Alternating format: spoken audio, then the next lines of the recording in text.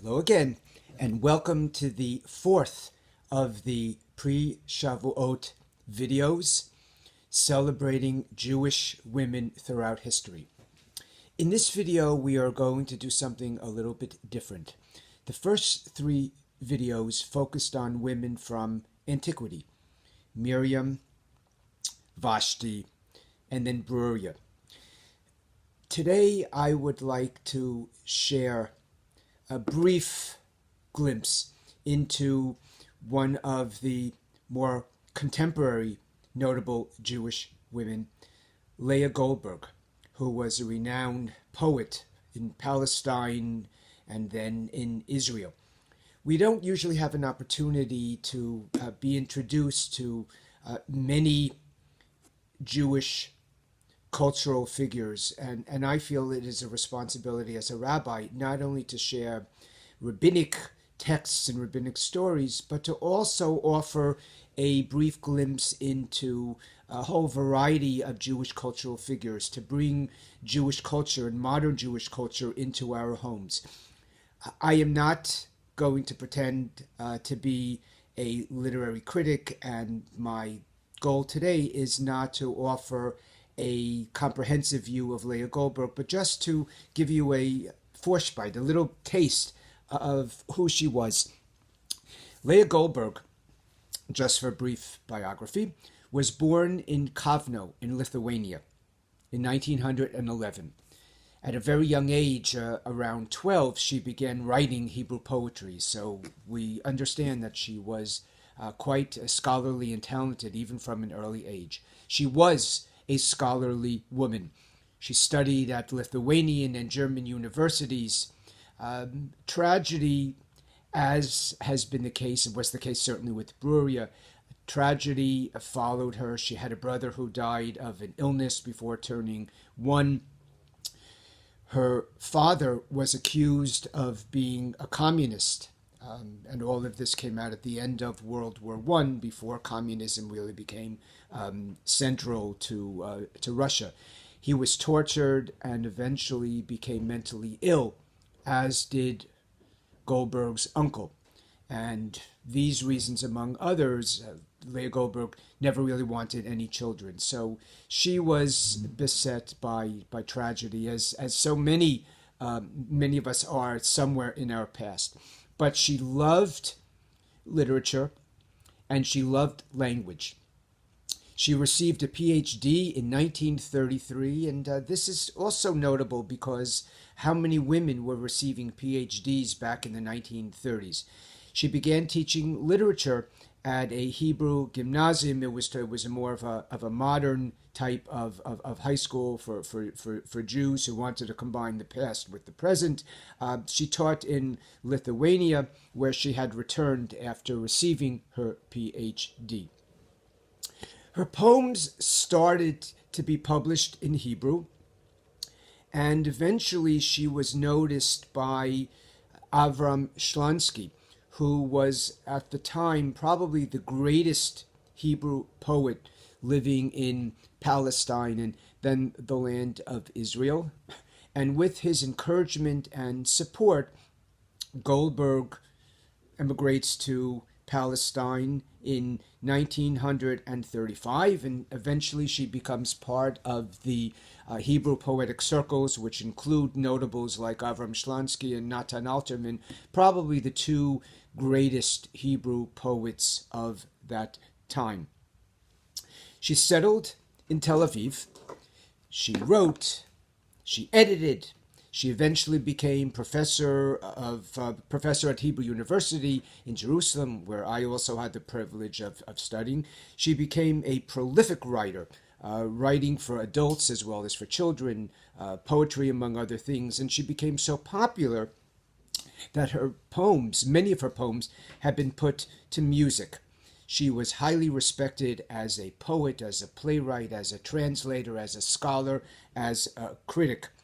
But she writes frequently about the Eastern Europe of her childhood. And part of what we are going to look at today is this conflict that Goldberg expresses in her work. The conflict between her native Lithuania and the Israel where she now resides. And this is something which will help us appreciate Israel not only as an idealistic concept, but as a genuine homeland where people are burdened by various struggles and obstacles to live physically and certainly to live spiritually. So I'd like to take a look at two poems. One is called Tel Aviv, 1935. Excuse me. Now remember, Goldberg moved to Israel in 1935, and so this is a poem about the Tel Aviv of 1935. I'm going to read the poem. Hopefully you've all received a copy of it, but I'm going to read it first and then offer some of my own observations. Back then, the masts on the houses were like the masts of Columbus's ships, and every raven that stood on their tips heralded a different continent. The knapsacks of travelers walked the streets, and the language of a foreign country pierced the heat wave like the blade of a cold knife. How can the air of this small city lift up so many childhood memories, cast-off loves, rooms emptied out somewhere? Like pictures blackening inside a camera, they turned pure winter nights, rainy summer nights across the sea, and the gray mornings of the cities. But footsteps beat behind your back, the marching tune of a foreign army. And it seems, if you just turn your head in the sea, your city's church is sailing. So let's briefly take a look at this poem.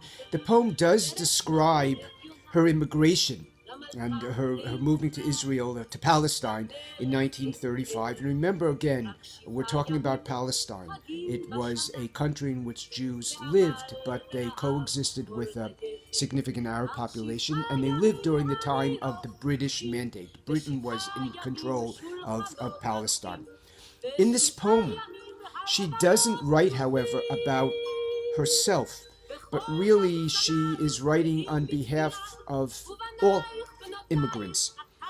It is almost as if she is looking through, she's viewing a looking glass, and she's describing the challenges of a new immigrant, but she doesn't share her personal emotions.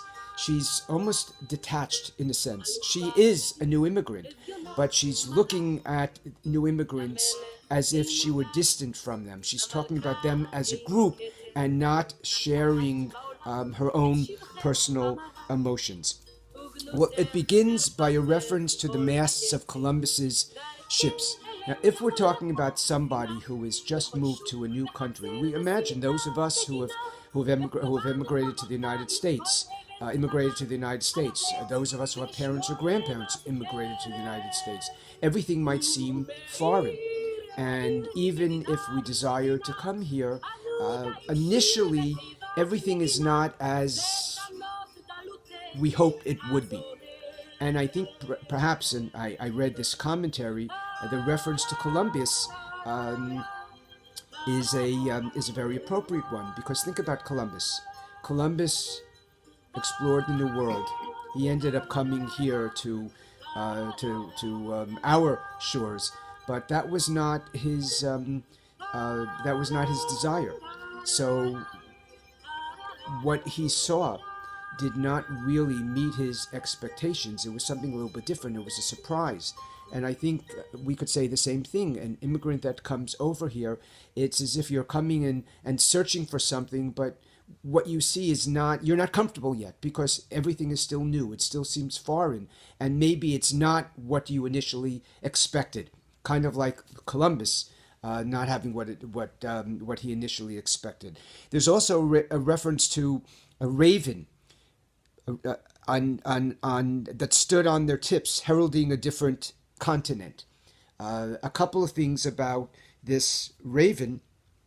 First of all, when you think about a raven, raven has a reference to Noah, which is again a very different time, a long time ago, an alien culture, and even the Raven of Edgar Allan Poe, which is a different place and a different kind of community.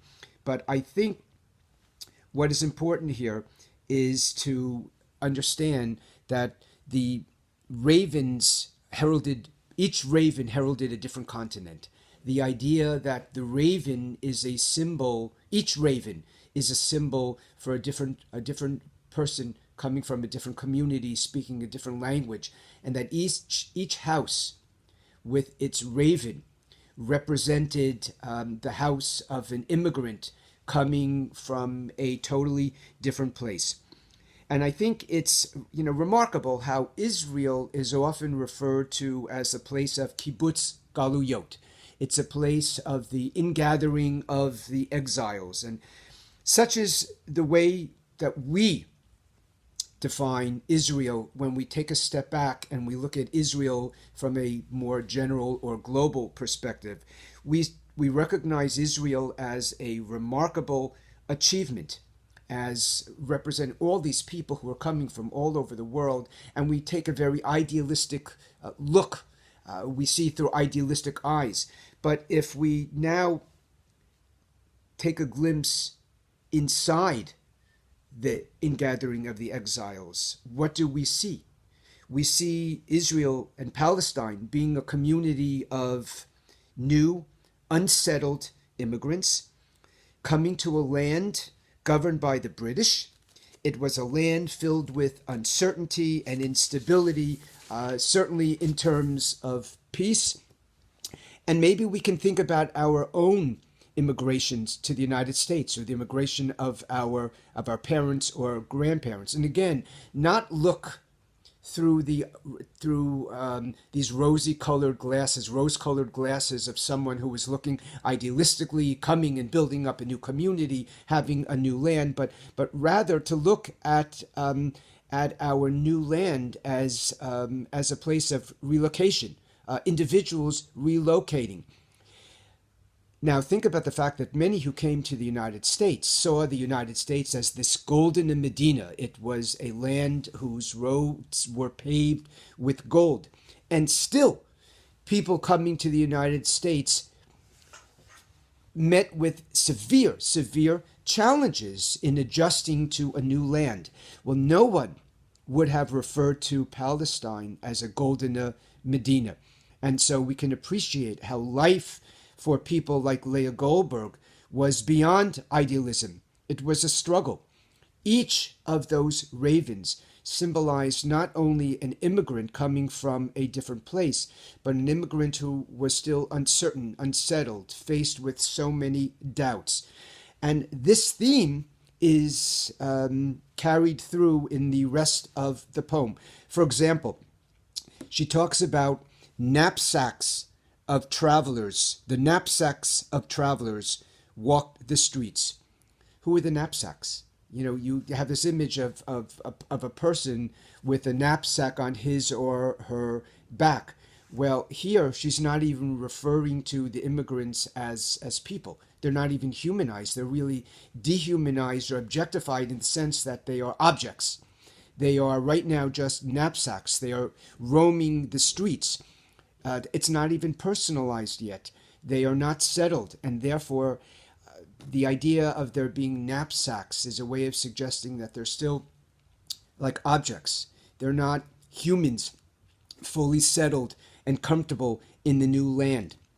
And then she goes on to talk about, and the language of a foreign country pierced the heat wave like the blade of a cold knife.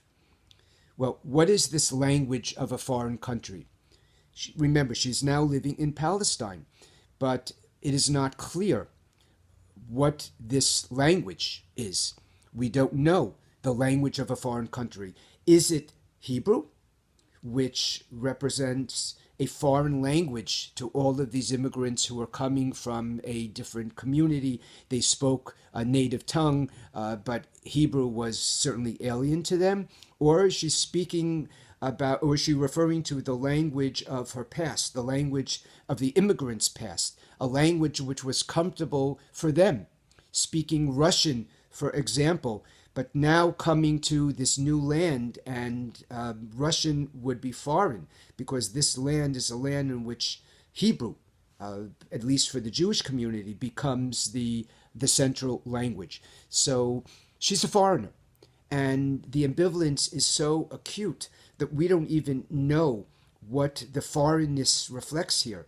Is it the Hebrew, which she doesn't yet know? Or is it the fact that she speaks a different language and she will stand out by virtue of speaking a language that is not commonly shared by everybody?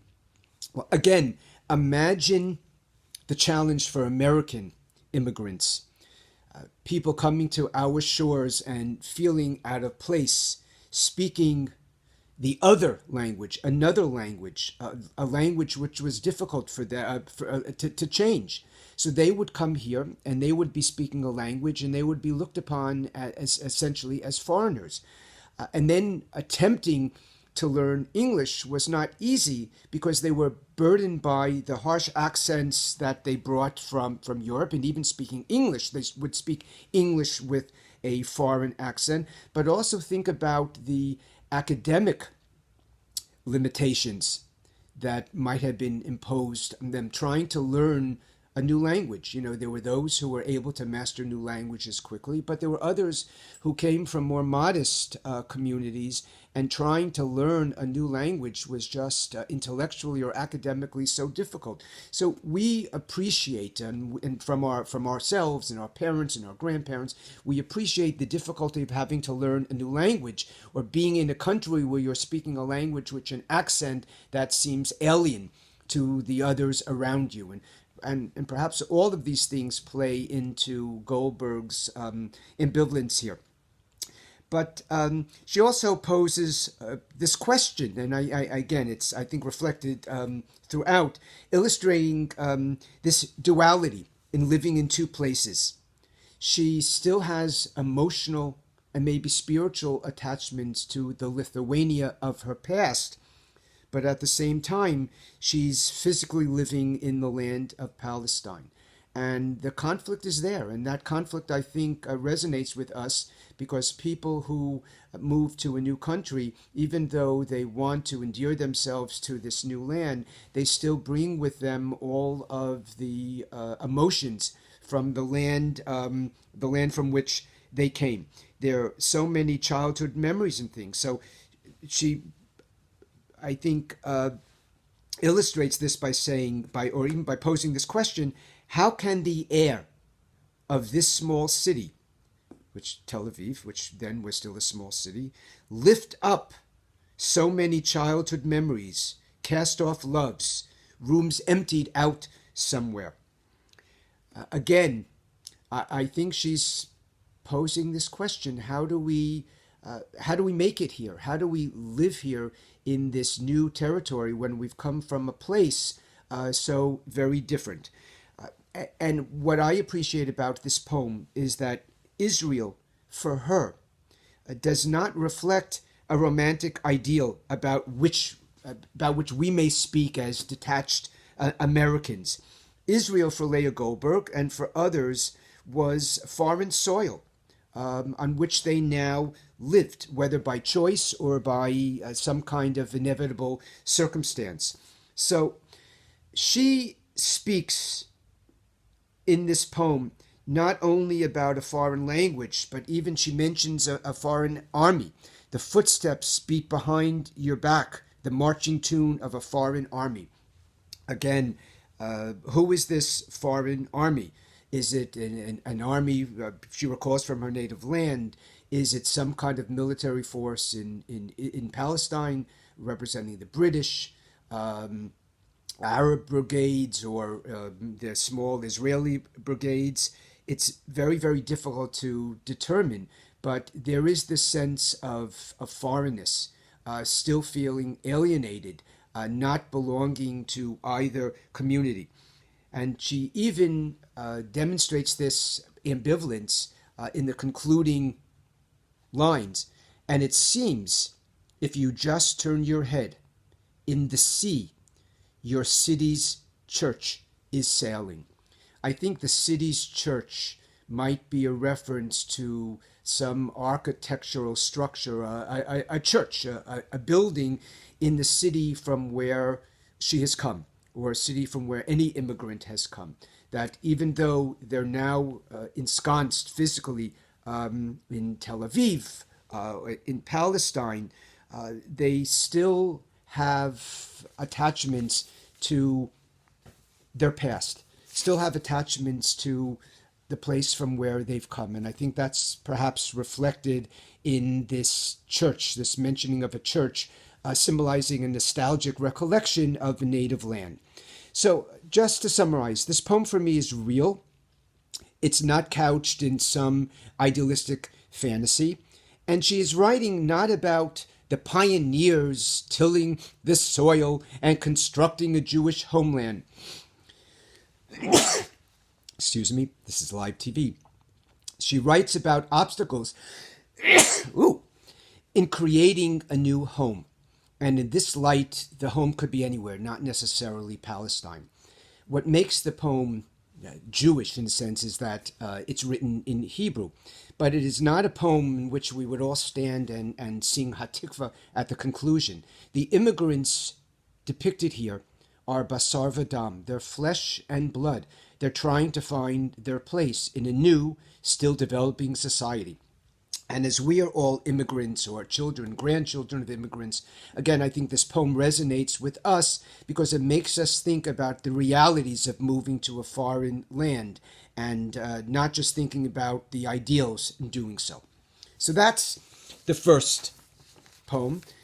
Briefly going to take a look at another poem, and hopefully in the background you will hear the music, as this is one of my favorite songs. It was recorded years ago by the Israeli singer Chava Alberstein. It's Lea Goldberg's poem, or one of the poems from, it's called From the Songs of My Beloved Land, Me Shirei Eretz Avati.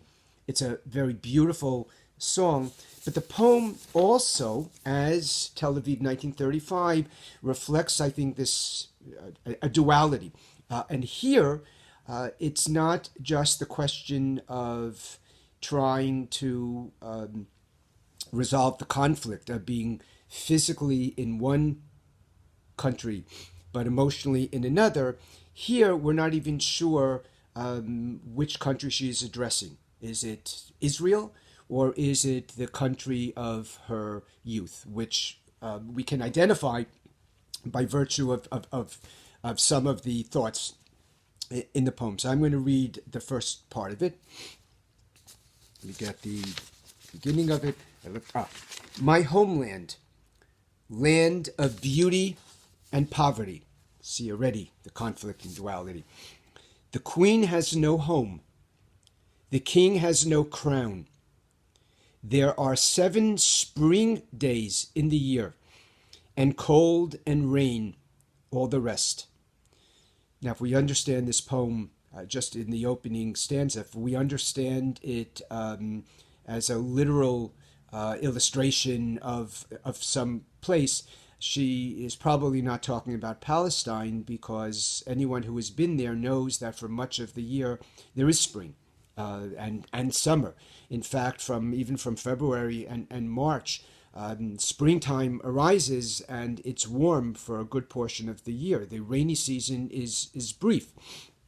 So if she's talking about a physical place, she might be talking about her past. And again, maybe still having recollections about the place from where she came, that being her beloved land, because it was her native land. And again, the conflict of trying to make a life in a new place.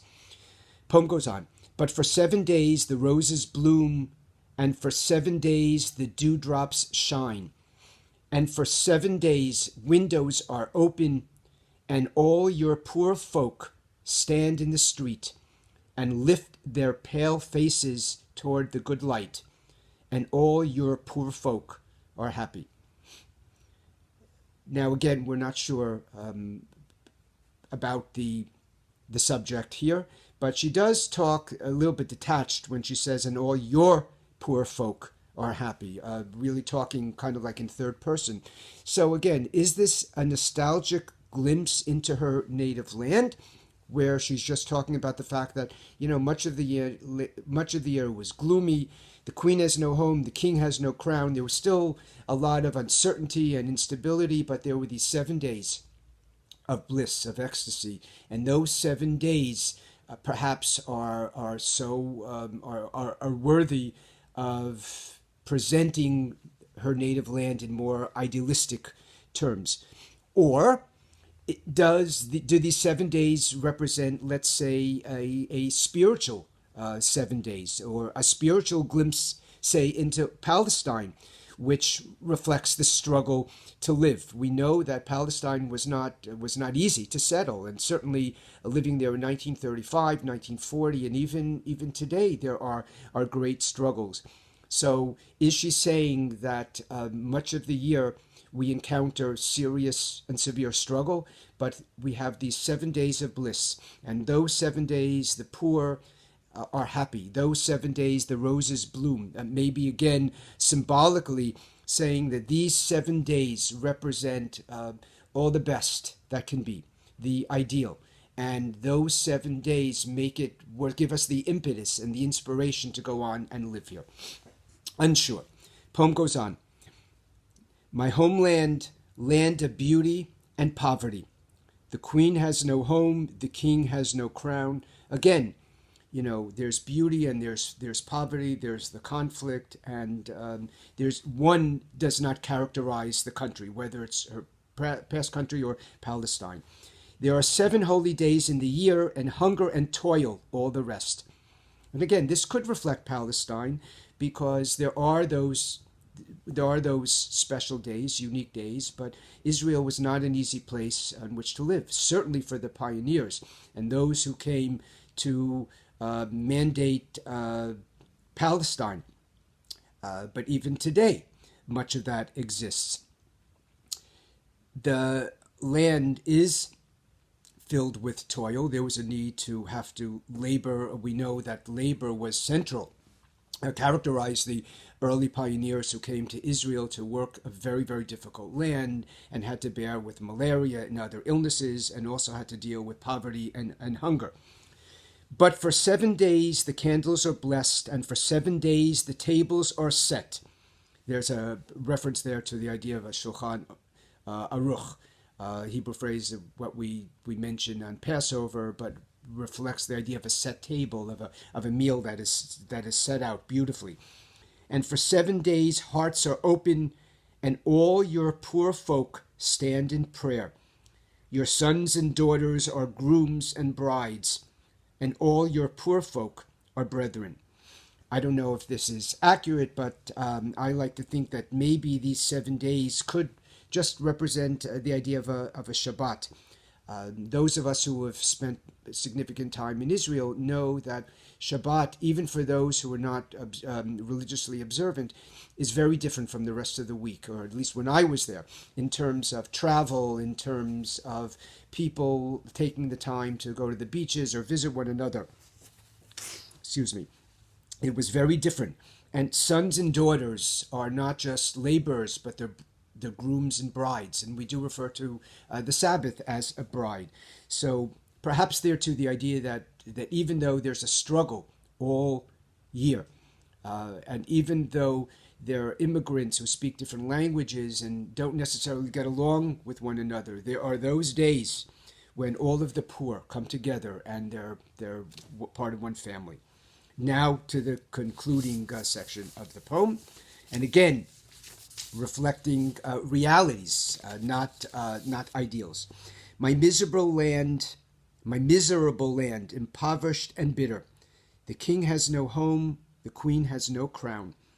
Only one in the world your praises has spoken, your infamy and shame, all the rest. And therefore, I will visit every street and corner, every market and courtyard, and alley and garden.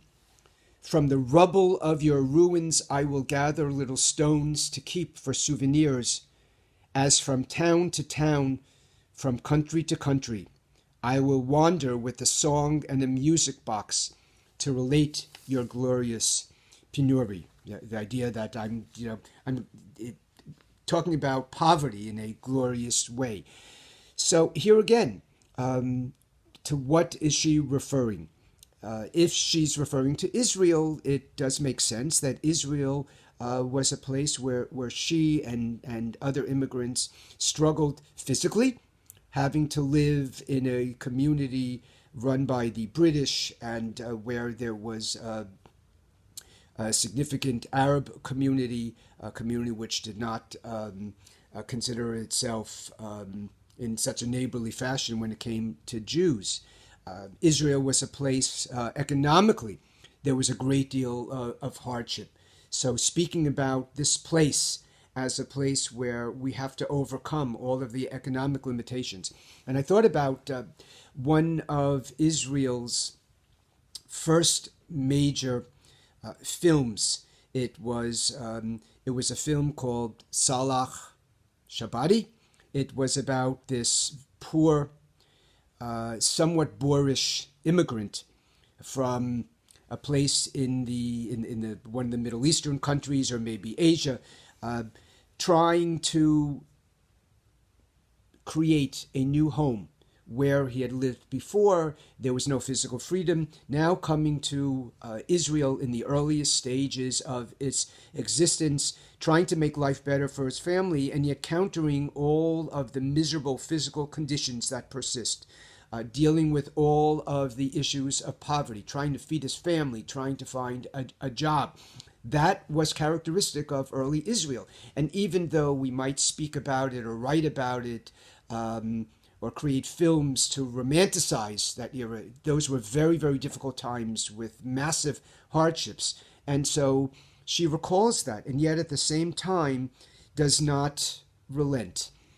I will visit every street and corner, every market and courtyard and alley and garden. As from town to town, from country to country, I will wander with the song and the music box. Perhaps the idea that even in the midst of all of these obstacles, the midst of the poverty and the midst of the uncertainty, I am going to continue to sing. I'm going to carry a music box, which is a symbol of hope, and I will wander all over, and I will find the good, and I will make this suitable for me to live. That's just my take. I want to conclude by a reference to another song that was written by the Israeli writer Chaim Hefer, Lo Nafsik Lashir. We will not stop singing. And I think that's reflected in Goldberg's poem. Here is just a brief excerpt from Hefer's We Will Not Stop Singing. If it will be bad and taxes go up, and in Moscow the gates will be locked. This was at a time when the immigration of Soviet Jews was being denied by Soviet authorities. And sugar, even if it rises in price, we won't stop singing. What can we do? This is our only land. It will yet be good, and it's not a fairy tale. I understand, the reference to Herzl saying, if you will it, if you believe, if you dream, it is not a fairy tale. But I also see this as a recognition that Israel is a place of reality, not just idealism. It's a place where flesh and blood struggled every day to merely exist. We will yet see sunshine of a bright day. Therefore, we will continue to sing.